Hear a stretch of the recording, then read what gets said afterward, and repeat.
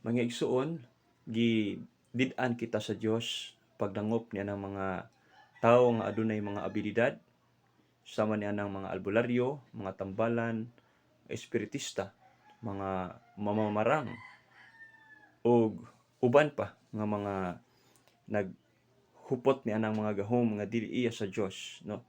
Ang kanang mga gahom sa albularyo, mga igsuon, mga binisaya, kanang mga tutho, hilot nga adunay tutho, kanang manghimad, magtagna-tagna, no? Kanang spirit of the glass, no? O kanang mga tarot cards, o uban pa nga mga ah, binisaya nga paagi sa pagtambal-tambal, mga igsuon, dili kana gikan sa Dios ang gahom nila, kundili gikan sa atong kaaway nga mao ang yawa. Hinumdumi mga igsuon nga sa panahon sa away sa langit, batok sa mga anghel o sa kauban ni Lucifer, mga igsuon, ang pagkapildi, ang pagkapuka ni Lucifer nga iyang maoy hinungdan nga gihulog siya sa Dios gikan sa langit, hinumdumi nga ang gahom wala gikuha, no? Muna nga karon adunay mga tambalan, no? Gani sa unang panahon diha na sila. Unya unsa may pamuong sa ato ang Ginoong Hesukristo?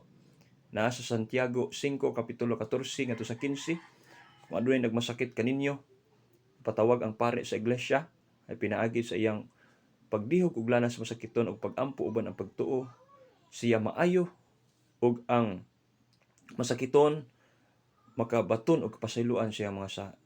Wala mga igsuon nga wala kita giawhag nga mo dangop na ng mga Bisaya, mga tambalan, kung dili adto ta sa kaparian, no? Tungod kay aduna kitay sakramento sa hilog sa masakiton. Ang kanang sakramento sa hilog sa mga masakiton, mga igsuon, alang kana sa tanan, no? Mga bata nga nagilantan, mga bata nga giubo, o mga bata nga adunay mga sakit-sakit, no? Ug niadto pong mga dagko, mga igsuon. So kanang hilog sa masakiton nga sakramento sa simbahang Katoliko, alang kana sa tanang mga masakiton, mga igsuon, no?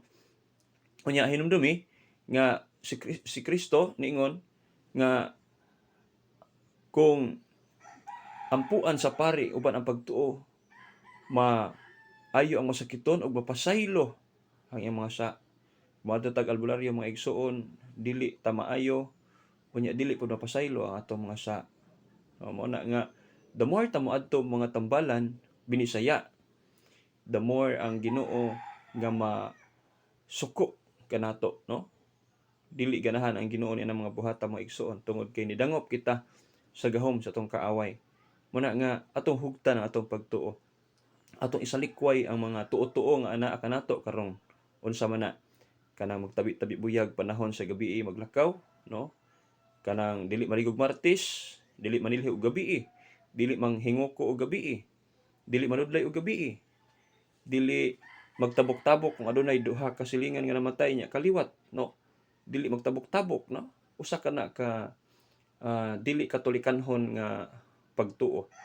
Muna nga kinahanglan masayod kita sa kamatuoran, kay nga naman kung masayran nato ang atong pagtuo, ato nang isalikway ang mga tuo-tuo, no? Mao na ang giawhag yun sa ato ang simbahang Katoliko.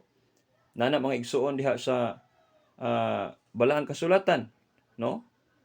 Gani diha sa Leviticus 19:31 nga dili kita mudangop na ng mga mamamarang, mga salamangkero o uban pa nga mga tambalan. Nga naman pamuong sa Ginoo mahugawan kita, mga igsuon.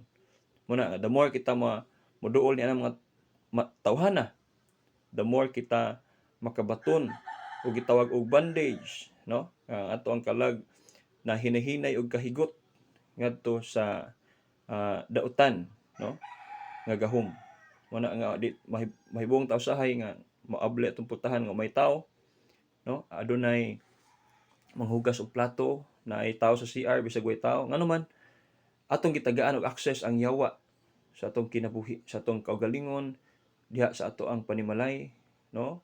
pinaagi sa atong pagdangop niya mga tambalana. Muna mga igsuon nga kung adunay magmasakit sa inyong mga anak, mga igsuon na igsuon na nato, ayo dalha sa albularyo. Dalha sa pari. O di ba ipatawag si father, father pwede ka hilog father or prayer over, no? Unya dugang pa niana ato na nang isalikway ang ato ang mga tuo-tuo nya salig yuta sa Ginoo mga igsuon, no? Kay ang simbahang Katoliko mao man gyud ang gibinlan sa atong Ginoong Hesukristo sa iyang otoridad diha sa pang-ayo og masakiton, no? Pagbalaan sa katawhan, no? Pagduma sa iyang mga karnero, no? Muna nga magpabilin kita diha sa pagtulun-an sa ato ang simbahang Katoliko. Kay matud pa ni Saint Thomas Aquinas, the greater the knowledge, the deeper the love. So kung taas kuno imong kahibaw, mas mulawom ang imong paghigugma, no? So kung mutaas tong kahibaw mahitungod sa tong pagtuong Katoliko, mas mulawom pagyud ang atong paghigugma sa ato ang pagtuo nga Katoliko, no? Muna mga igsuon nga dahang salamat ug maayong buntag kanatong tanan.